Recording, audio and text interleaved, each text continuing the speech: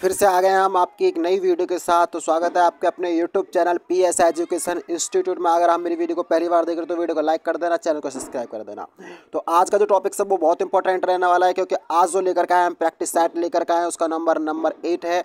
और आप देखते हैं 30 मिनट्स में से 30 मिनट्स में से 50 में से क्वेश्चन कितने क्वेश्चन का अटैम्प्ट करते हैं। ये इंपॉर्टेंट रहता है आपके एग्जाम के लिए। तो ये प्रैक्टिस सेट जो है वो मर्चेंट नेवी है, यानी MR का प्रैक्टिस सेट है, जो कि आने वाले एग्जामों के लिए बहुत इंपॉर्टेंट रहता है। तो यहाँ पर वो क्वेश्चन मैंने बार बार रिपीट किए हैं जो आपसे पहले भी एग्जाम के अंदर आए हुए थे। तो बिना टाइम को गवाते हुए पहले क्वेश्चन की तरफ चलते हैं। पहला क्वेश्चन हमारे पास क्या है?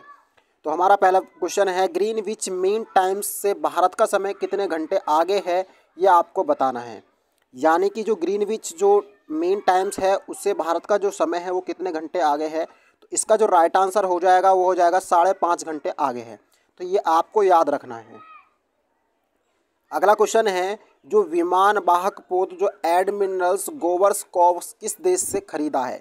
ये अभी आपको बताना है कि जो एडमिरल्स गॉस्कर कॉर्प्स जो है वो किस देश से खरीदा था। तो मैं आपको बता दूं, ज़्यादातर जितनी भी हथियारों की जो सप्लाई होती है वो हमारे रूस से होती है। ये आपको याद रखना है। अगला क्वेश्चन मेरे पास निकल के आता है, भारत के मुख्य न्यायाधीश की नियुक्ति कौन करता है। भारत के जो मुख्य न्यायाधीश होते हैं उनकी नियुक्ति कौन करता है। तो भारत के मुख्य न्यायाधीश की जितनी भी नियुक्ति की जाती हैं वो राष्ट्रपति के द्वारा की जाती है। ये भी आपको याद रखना है। तो आगे की तरफ चलते हैं। अगला क्वेश्चन हमारे पास क्या रहने वाला है? अगला क्वेश्चन है हमारे पास, स्लाइड को थोड़ा अच्छे से कवर करने की कोशिश करते हैं। अगला क्वेश्चन है हमारे पास, लोकसभा में किस राज्य के सबसे अधिक सदस्य हैं। लोकसभा में किस राज्य के सबसे अधिक सदस्य हैं? तो मैं आपको बता दूं, वो सबसे ज़्यादा जो है वो 80 जो लोकसभा सीटें हैं वो उत्तर प्रदेश के अंदर प्रेजेंट हैं। तो इसका जो राइट आंसर हो जाएगा, कितनी है उत्तर प्रदेश में 80 सीटें प्रेजेंट हैं। ये आपको याद रखना है। अगला क्वेश्चन हमारे पास, असहयोग आंदोलन किसके नेतृत्व से आरंभ किया गया था। यानी असहयोग आंदोलन जो है वो किसके द्वारा प्रारंभ किया गया था, किसके नेतृत्व में प्रारंभ किया गया था। तो मैं आपको बता दूं, इसका जो राइट आंसर हो जाएगा वो महात्मा गांधी, यानी महात्मा गांधी के नेतृत्व में ये प्रारंभ किया गया था। ये आपको याद रखना है। अगला क्वेश्चन हमारे पास, भारत में वोट डालने वाले प्रत्येक व्यक्ति की न्यूनतम आयु कितनी निर्धारित की गई है। यानी इतनी एज से पहले आप वोट नहीं डाल सकते, उसके बाद ही वोट हम डाल सकते हैं। आपकी वोटर आईडी जो बनेगी वो 18 साल से पहले नहीं बन सकती। 18 साल हो जाएगी तो केवल आपकी वोटर आईडी बन जाएगी। तो ये आपको इसका जो राइट आंसर हो जाएगा 18 ईयर्स। अगला क्वेश्चन है, जो हमारा बांग्लादेश की जो मुद्रा है वो क्या है। आपको बतानी है बांग्लादेश की जो मुद्रा है वो क्या है। तो बांग्लादेश की जो बात करें तो वो टका रुपया इसकी वहाँ पर है। ये आपको याद रखना है। आगे की तरफ चलते हैं। अगला क्वेश्चन है 8 नंबर पर पहुँच जाते हैं। अगला क्वेश्चन हमारे पास निकल के आता है, थोड़ा स्लाइड को अच्छे से कवर कर लेते हैं। निम्नलिखित में से वह कौन सा खेल है जिसमें जो फ्री थ्रो दी जाती है। एक खेल का नाम बताना है जिसमें फ्री थ्रो दी जाती है। तो मैं आपको बता दूं, इसका जो राइट आंसर हो जाएगा वो हो जाएगा बास्केटबॉल। इसका जो राइट आंसर बास्केटबॉल है, उसमें क्या दी जाती है, फ्री थ्रो दी जाती है। ये आपको याद रखना है। आगे की तरफ चलते हैं। अगला क्वेश्चन है, थल सेना की सबसे छोटी टुकड़ी को डेड डैश कहते हैं। जो थल सेना होती है उसकी जो छोटी टुकड़ी होती है तो उसे क्या कहते हैं। तो इसका जो राइट आंसर हो जाएगा आपका ए ऑप्शन, जिसे प्लाटून कहते हैं। ये आपको याद रखना है। अगला क्वेश्चन है, बहुत ही इंपॉर्टेंट क्वेश्चन है जो एग्जाम में बार बार पूछे गए थे। मैंने सोचा क्यों ना मैं इन बच्चों को करवा दूं, ताकि आपका नंबर आएगा तो मुझे बहुत अच्छा फील होगा। आप कमेंट में बॉक्स में ज़रूर बताना कि हाँ मेरा नंबर आ गया है। अगला क्वेश्चन है, भूमध्य रेखा कितने अक्षांश से होकर गुजरती है। भूमध्य रेखा कितने अक्षांश से होकर गुजरती है। तो मैं आपको बता दूं, भूमध्य रेखा जो होती है वो 0 अक्षांश, यानी कि बिल्कुल 0 अक्षांश से होकर के गुजरती है। ये आपको याद रखना है। अगला क्वेश्चन हमारे पास निकल के आता है, थोड़ा स्लाइड को हटा लेते हैं। अगला क्वेश्चन हमारे पास निकल के आता है, पृथ्वी अपनी धुरी पर कितने अंश तक झुकी हुई है। आपको बताना है जो पृथ्वी होती है वो अपने ध्रुव पर कितने अंश तक झुकी हुई होती है। तो ये तो सभी को सिंपल सी बात होती है, लेकिन जिनको नहीं पता फिर मैं बता देता हूँ। ये 23.5 यानी कि 23.5 डिग्री सेंटीग्रेड तक झुकी हुई होती है। ये आपको याद रखना है। अगला क्वेश्चन हमारे पास, बसंत परिवर्तन पृथ्वी के किस गति के कारण होता है? जो बसंत परिवर्तन है पृथ्वी की किस गति के कारण होता है? तो मैं आपको बता दूं, वार्षिक गति के कारण होता है। दैनिक होता है दिन की क्रिया से, और वार्षिक होता है पूरे वर्ष की क्रिया से। तो जब वर्ष में पूरे में क्या होता है, ऋतुओं का चेंज भी होता है। कभी शरद आती है तो कभी बसंत आती है, और कभी बसंत आती है तो कभी ग्रीष्म आती है। ये आपको याद रखना है। आगे की तरफ चलते हैं। अगला क्वेश्चन हमारे पास है 13 क्वेश्चन है, सर्वाधिक व्यस्त समुद्री व्यापार मार्ग निम्नलिखित में से कौन सा है? आपको बताना है सबसे व्यस्त जो व्यापार समुद्री मार्ग है वो कौन सा है। तो मैं आपको बताऊं, डी ऑप्शन इसका बिल्कुल करेक्ट होगा। उत्तर अंटार्कटिक मार्ग जो है वो सबसे व्यस्त मार्ग है। अगला क्वेश्चन है, जो ताशकंद शहर है वो किस देश में स्थित है? ताशकंद जो है वो किस शहर मतलब एक देश है उसमें स्थित है, जबकि ताशकंद एक शहर है। ये आपको याद रखना है। ताशकंद कहाँ, ऐसा कौन सा शहर है जो एक देश में पाया जाता है? हमारे पास पड़ोसी देश नहीं है पर कजाकिस्तान में स्थित है। अगला क्वेश्चन वहीं पर चलते हैं। भारत की प्रथम महिला प्रधानमंत्री कौन थी? सभी को पता है, इंदिरा गांधी। आपसे पूछे भारत की सबसे पहली मुख्यमंत्री अगर पूछे, सीएम की पूछे तो कौन थी? सुचिता कृपलानी चीफ मिनिस्टर बनी थी सबसे पहली, लेडियों में पूछे तो आपको याद रखना है। अगला क्वेश्चन हमारे पास यही निकल के आता है, एशियाई खेल, क्या एशियाई खेल जो है 2022 में कहाँ आयोजित किया गया है? ये आपको याद रखना है, होगा नहीं, आप पर किया गया है। एशियाई खेल 2022 कहाँ पर आयोजित किया गया है? तो इसका जो राइट आंसर हो जाएगा डी ऑप्शन हो जाएगा, यानी कि चीन। ये इसका करेक्ट आंसर हो जाएगा। अगला क्वेश्चन है, 2014 को नोबेल शांति पुरस्कार किसको मिला? 2014 को नोबेल शांति पुरस्कार किसको मिला? तो इसका आपको राइट आंसर लगाना होगा, कैलाश सत्यार्थी को ये मिला था। अगला क्वेश्चन है, किस खिलाड़ी ने सर्वाधिक बार विंबलडन खिताब जीता था? तो ये आपको बताना होगा। इसका राइट आंसर मैं आपको बता दूं, ए ऑप्शन, रोजर फेडरर ने इसको जीता था। बिना टाइम गवाते हुए अगले क्वेश्चन की तरफ चलते हैं। अगला क्वेश्चन मेरे पास निकल के आता है, जो ईरान है, ईरान की राजधानी आपको बतानी है। ईरान की राजधानी क्या है? जो ईरान की राजधानी है वो क्या है? ईरान की राजधानी आपको पता है तेहरान। ये आपको वैसे भी याद रहेगा, ईरान तेहरान। इसमें रान शब्द आ जाता है, वो दोनों मैच करते हैं। अगला क्वेश्चन हमारे पास है, मैकमोहन लाइन किस देश की बीच है? यानी मैकमोहन रेखा जो होती है वो किन दो देशों के बीच की होती है? तो यह आपको पता है, भारत और चाइना के बीच ये स्थित है। अगला क्वेश्चन है, भारत एक खोज किताब किसने लिखी थी? भारत एक खोज किताब किसने लिखी थी? तो मैं आपको बता दूं, ये जवाहरलाल नेहरू ने लिखी थी। भारत एक खोज किताब है जो कि जवाहरलाल नेहरू द्वारा लिखी गई है। दिल्ली चलो का नारा किसने दिया था? आपको बताना है, दिल्ली चलो का नारा किसने दिया था? दिल्ली चलो का नारा किसने दिया था? तो मैं आपको बता दूं, नेताजी सुभाष चंद्र बोस ने दिल्ली चलो का नारा दिया था। अगला क्वेश्चन है, वाराणसी किस नदी पर स्थित है? आपसे जो धार्मिक स्थल है उससे भी पूछ लेता है कभी कभी कि वाराणसी किस नदी पर स्थित है। तो मैं आपको बता दूं, वाराणसी गंगा नदी पर स्थित है। अगला क्वेश्चन है, वेद कितने हैं? वेद जो है वो कितने होते हैं? वेद जो होते हैं वो 4 टाइप्स के होते हैं। अगला क्वेश्चन है, भारत में पहली रेलगाड़ी कब चली थी? भारत में पहली रेलगाड़ी आपको पता होना चाहिए, भारत की जो पहली रेलगाड़ी थी, जो रेलगाड़ी चली थी वो थाने से, कहाँ से आपको याद रखना है, थाने से पुणे के लिए रवाना हुई थी। कहाँ के लिए? पुणे के लिए रवाना हुई थी। ये आपको याद रखना है। पहली रेलगाड़ी की जो शुरुआत थी 1853 ईस्वी में की गई थी। ये भी आपको याद रखना है। आगे की तरफ चलते हैं। यहाँ पर हमारे पास पार्ट नंबर 2 यानी मैथ और साइंस से क्वेश्चन पूछे गए हैं, जो कि 25 क्वेश्चन पूछे जाएंगे। ये आपको याद रखना है। तो मैं आपको बता दूं, ये क्वेश्चन वैसे तो आपके लिए बहुत इजी फॉर्म में होते हैं, बट आप किस तरीके से करते हैं वो आपके ऊपर डिपेंड करता है। तो मैं आपको बता दूं, इन क्वेश्चनों को सॉल्व भी साथ के साथ ही करूंगा, लेकिन मैं आपको इनमें कुछ के आंसर भी मैं आपको बताऊंगा। केवल कुछ जो इजी फॉर्म में होंगे वो आप कर लेना, बाकी के जो टफ सवाल हैं मैं उन्हें खुद करूंगा।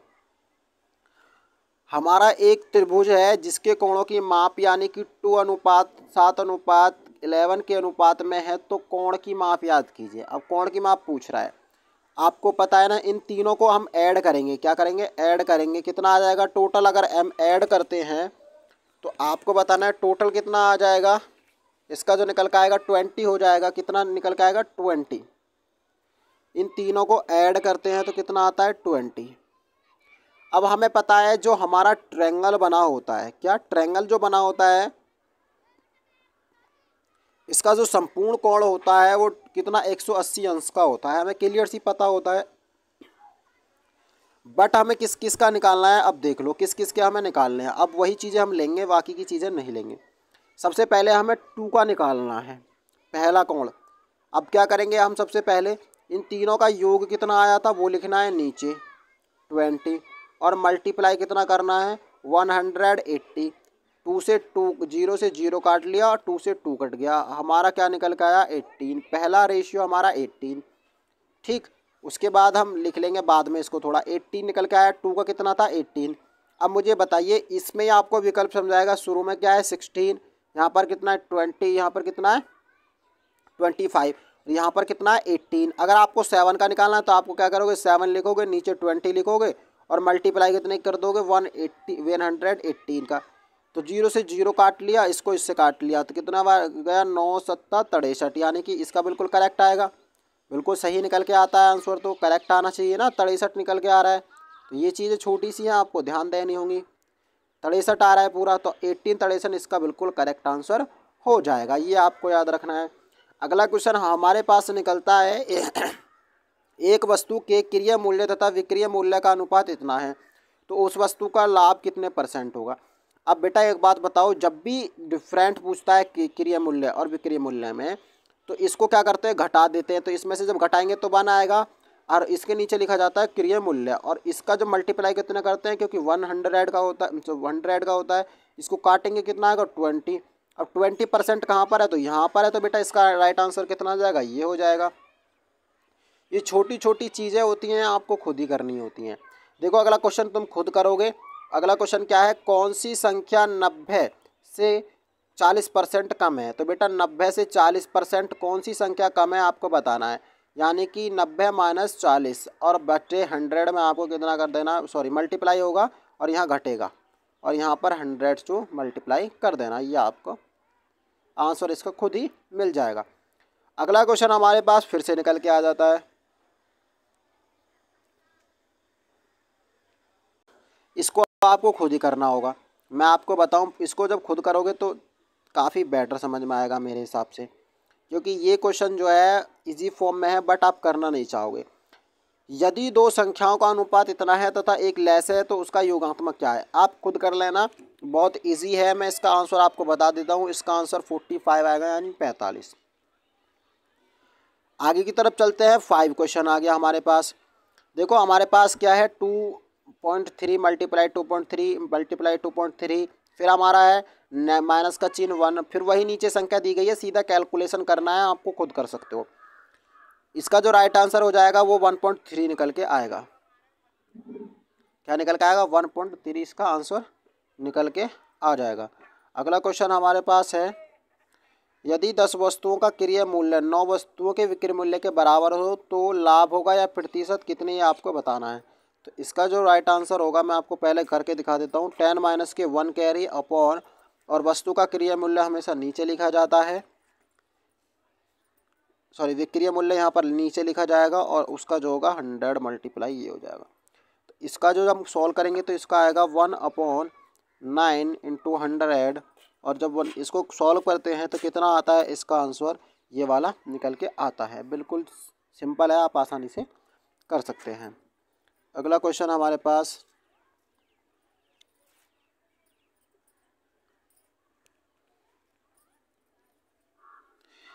किसी कार्य को 6 दिन में तथा बी उसी कार्य को 12 दिन में पूरा करता है। यदि वे मिलकर कार्य पूरा करें तो कार्य का कितना % ए भाग किया जाएगा। तो ये आपके लिए सवाल वैसे रेशियो में दिया जाए तो इम्पोर्टेंट रहेगा। चलो मैं इसको सॉल्व करके दिखाता हूँ। सबसे पहले क्या करेंगे, हम दोनों का रेशियो बना लेंगे। काटेंगे, कितना आएगा 2:1। अब ए के द्वारा किया गया कार्य कितना हो जाएगा, इन दोनों का ऐड करेंगे 3 आ जाता है। ए के द्वारा किया गया कार्य 2/3 और बी के द्वारा किया गया कार्य 1/3। तो इसका जो राइट आंसर क्या निकल के आ जाएगा, 1/3। इसका रेशियो में 1/2 इसका आंसर निकल के आ जाएगा। अगला क्वेश्चन हमारे पास है, एक वृत्ताकार भाग का क्षेत्रफल इतना है, यदि भाग को उसी व्यास द्वारा चलकर पार करें तो उसे कितनी दूरी में तय कर लेंगे। ये इम्पोर्टेंट है आप सभी के लिए। वैसे क्षेत्रफल ज़्यादा इम्पोर्टेंट भी सवाल नहीं है, लेकिन खुद जब दिया है तो करना पड़ेगा। 2464 मल्टीप्लाई 7 अपॉन, इस कैलकुलेशन को सॉल्व करोगे तो इसका बिल्कुल करेक्ट आंसर निकल के आपके सामने आ जाएगा। कितना, 56 मीटर, यानी कि ये ऑप्शन बिल्कुल करेक्ट हो जाएगा। आगे की तरफ 9 है हमारे पास,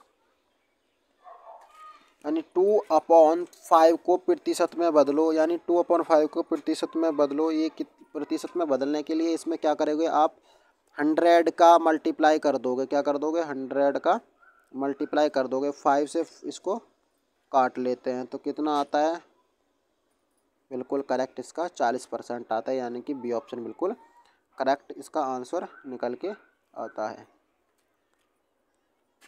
अगला क्वेश्चन है, एक 200 मीटर लंबी रेलगाड़ी एक खंभे को 40 सेकंड में पार करती है। गाड़ी की किलोमीटर प्रति घंटा आपको बताना है। यानी कि 200 मीटर लंबी रेलगाड़ी है तो कितना है, 240 हो जाएगा नीचे 18/5। इसको काट लेते हैं, कितनी बार, 4 बार पूरा गया।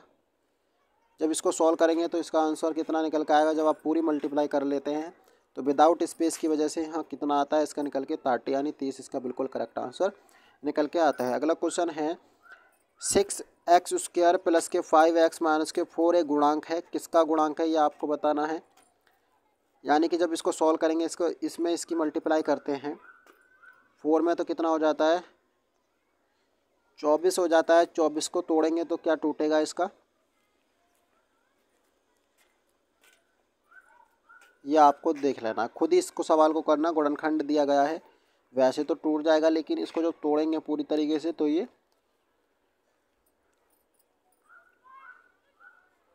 इसका मैं आपको आंसर बता देता हूँ। इसका जो आंसर निकल के आएगा, यानी कि पहला ही आपका आंसर बिल्कुल करेक्ट निकल के आता है, यानी कि ये ऑप्शन बिल्कुल करेक्ट हो जाता है। अगला क्वेश्चन हमारे पास क्या है, अगला क्वेश्चन हमारे पास है,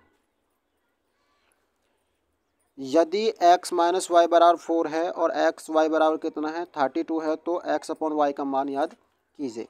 तो इसका भी मान आपको जैसे ही निकालोगे तो इसका मान 4 निकल के आएगा। इसको सॉल्व करना खुद ही से तो बेटर रहेगा। आगे की तरफ आपका साइंस पोर्शन शुरू हो जाता है, वहाँ पर कुछ क्वेश्चनों को कवर करने की कोशिश करते हैं। पहले ही हमारे पास पहला ही सवाल जो क्वेश्चन है वो दिया गया है, किस तत्व का परमाणु क्रमांक बराबर होता है। परमाणु क्रमांक किस तत्व के बराबर होता है, तो इसका जो राइट आंसर हो जाएगा वो प्रोटॉन की संख्या के बराबर होता है। अगला क्वेश्चन हमारे पास दिया है, 1000 वोल्ट 220 वोल्ट की बैटरी में 6 घंटे में कितनी ऊर्जा अवयव करेगा।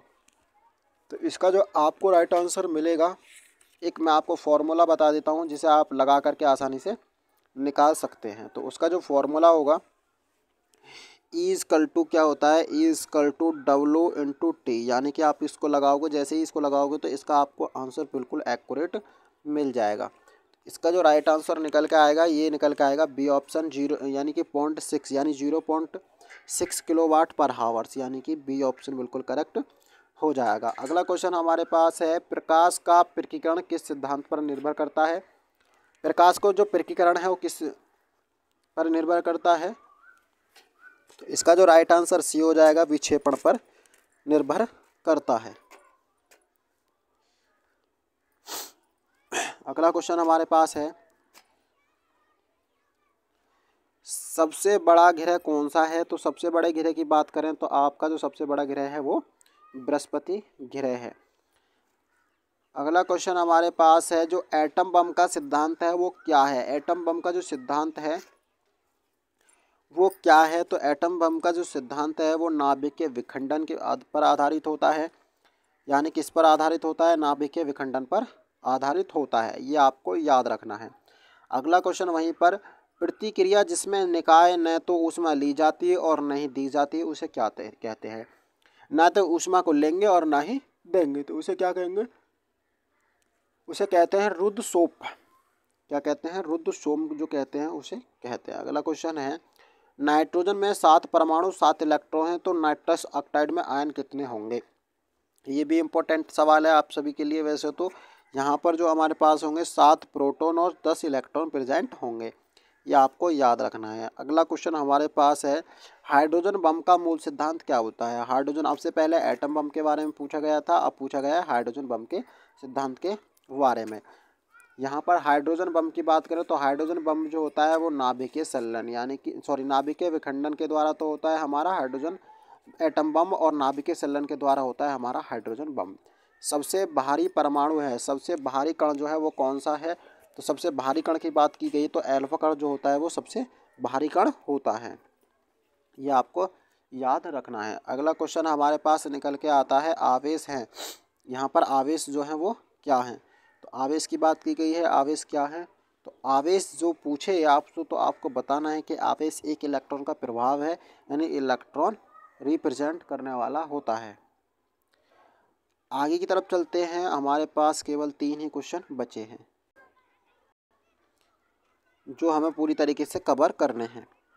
चलो देखते हैं। यहाँ पर हमारा पहला ही क्वेश्चन क्या निकल के आता है,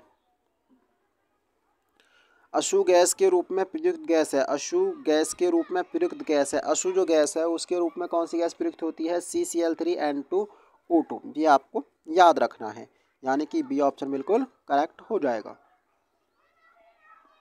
मांसपेशियां थकान अनुभव करती हैं क्योंकि उनमें जमा होता है। मांसपेशियों में ऐसा क्या जम जाता है जो हमारी मांसपेशियां थकान महसूस करती हैं? तो लैक्टिक एसिड जमा हुआ होता है, आपको याद रखना है। अगला क्वेश्चन हमारे पास, रक्त का दाब मापने में काम आता है। रक्त का जो दाब है वो किसके द्वारा मापा जाता है? तो मैं आपको बताऊं, सिग्मोमेनोसिस के द्वारा ये मापा जाता है। ये आपको याद रखना है। आपको कैसे ही वीडियो लगी मुझे कमेंट बॉक्स में ज़रूर बताना, और साथ के साथ ही मैंने 50 क्वेश्चन को पूरी तरीके से कवर कर लिया है। अगर आपको स्पेशल वीडियो चाहिए जीके या जीएस पर तो आप मुझे कमेंट बॉक्स में ज़रूर बताएं, मैं आपके लिए स्पेशल वीडियो लाऊंगा। पर आपका सिलेक्शन और आपकी मेहनत आपके लिए रंग जरूर लाएगी। मैं केवल आपको मार्गदर्शन करूंगा, केवल आप सफलता की कुंजी को पाएं। तो थैंक्स फॉर वॉचिंग। जय हिंद, जय भारत।